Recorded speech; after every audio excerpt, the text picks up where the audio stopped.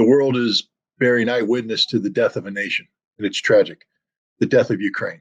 And it's just going to get worse. There's nothing the Ukrainian government can do to stabilize the situation. The Russian attacks, if they continue, again, I'm not a targeteer for the Russians, so I can't tell you what they're going to do. But logic implies that they're going to continue a strategic air campaign that's having an extraordinarily detrimental impact on the Ukrainian state and the Ukrainian government, Ukrainian morale, and Ukrainian ability to sustain resistance. So, we're seeing this part. Then on the battlefield, just a quick correction: they're not Russian conscripts. These are reservists. These are people who served. So it's not like you're taking some kid off the street who's never served. You're taking guys who have done a full term of contract service between 4 and 6 years, and they've received refresher training depending on how long they've been out of service.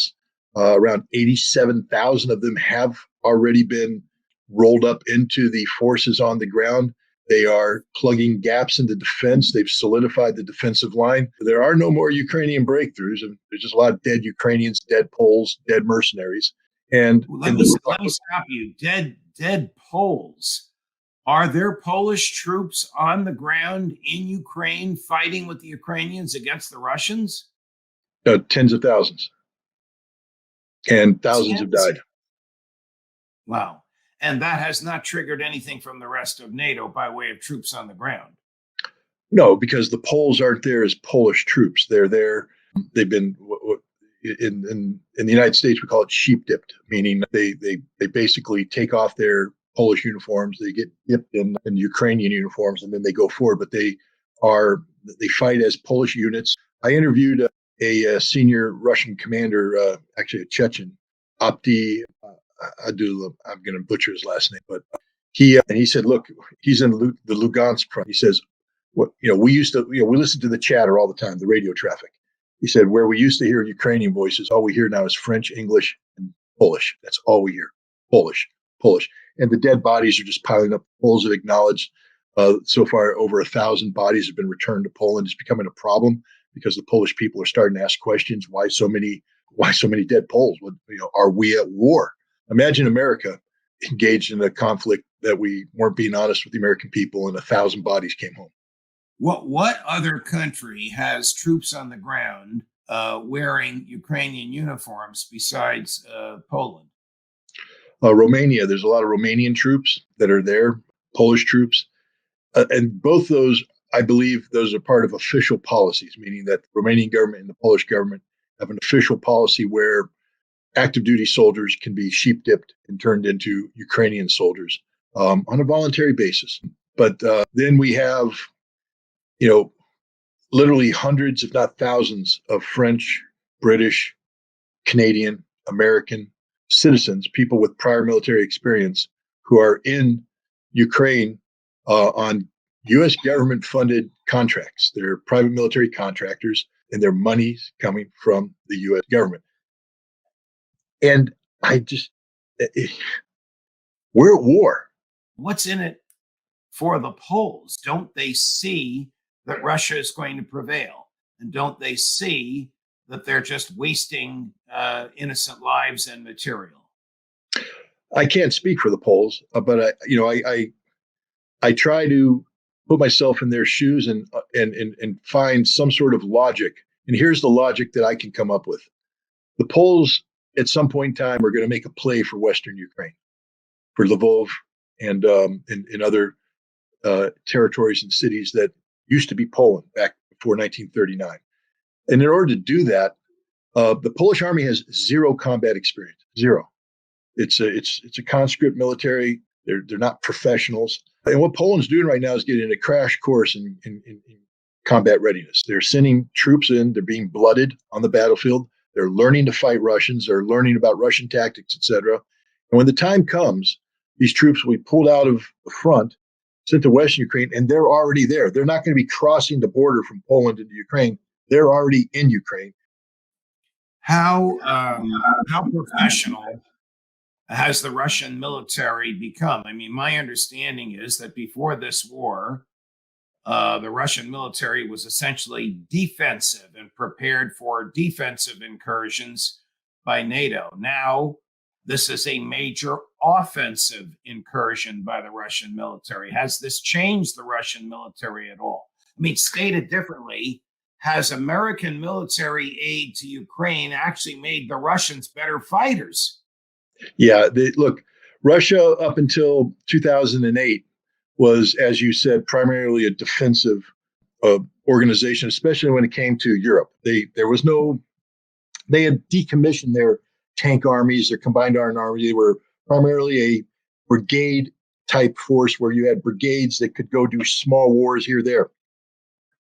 The war with Georgia was an eye opener for them because these Russians went up against Georgian infantry that were trained by Marines. I'm bragging a little bit here, but the Marines trained them well, and the Russians. We trained the Georgians, so we trained the Georgian brigade, and they performed outstandingly in terms of small unit tactics, maneuver, communications, things that make infantry units look and act professionally. The Georgians were doing. The problem is they didn't have any heavy artillery or tanks, and the Russians just steamrolled them down. You can be good infantry, but if you aren't backed up with nice artillery and tanks, you're going to get rolled. And the Georgians got rolled, but the Russians took a lesson from that, saying qualitatively, man for man, the Georgians were better than the Russians. And that means that NATO's better than the Russians. And they said, we have to change that. So from 2008 to 2014, Russia underwent one of these dramatic, defense reviews. They reorganized their military. They went back to these tank armies, these operational mobile groups. They began to practice offensive war. They re-equipped themselves, new communication, new uniforms, new everything. That's why in 2014, when the Russians went into Crimea, the whole world woke up and went, whoa, what just happened here? The little green men. You've heard about the little green men. Well, the little green men were all over Crimea, looking and acting like really professional troops. And the West went, there's something going on here. And then in 2014, as the Ukrainians tried to steamroll into Donbass, some Russian units got engaged, artillery units and army units, and they wiped the slate with the Ukrainians, just took them straight out.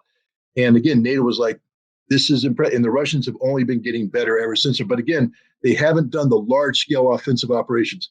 What's happening now, there's an outstanding trilogy written by Rick Atkinson about the U.S. Army in World War II. And I see so many parallels between the story he tells from North Africa up until D-Day and then moving into Berlin and what's happening with the Russians right now. The Russians are becoming a professional, offensively oriented military that does war better than anybody on this planet. Doesn't mean they're perfect. They do war. Doing war means you take your lumps, you absorb them, you adapt, you move on. There's no such thing as the perfect military machine where everything runs right. But the Russians right now have a system where they are adapting, they are learning. It's almost like artificial intelligence. They're just sitting there learning and keep learning. Yes, because the U.S. has lost it. There was a time when, what the U.S.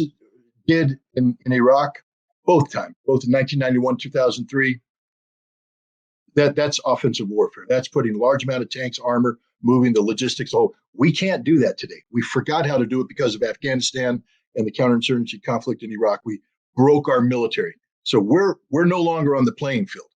The Russians weren't on the playing field, but they're now on it, and they are learning how to do this. The proof will be in the pudding.